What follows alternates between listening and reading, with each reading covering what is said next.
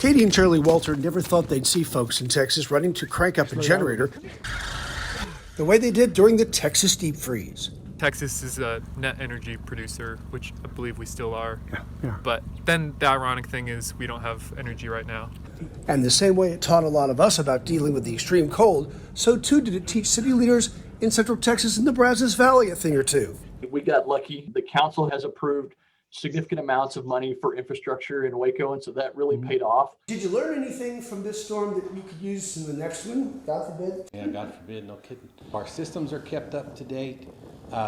We don't allow for long-term repairs. We fix things when they need to be fixed.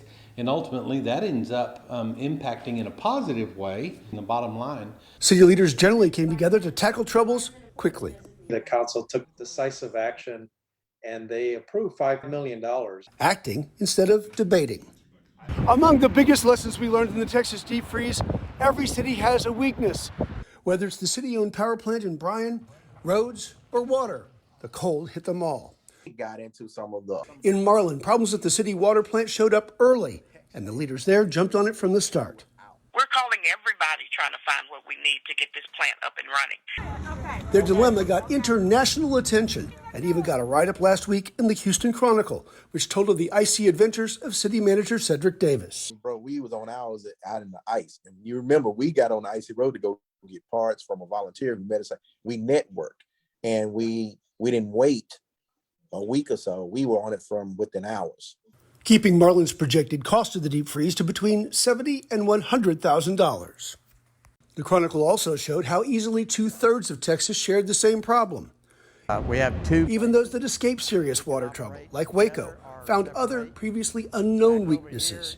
We knew there were some significant leaks, in addition to a lot of really small leaks around town.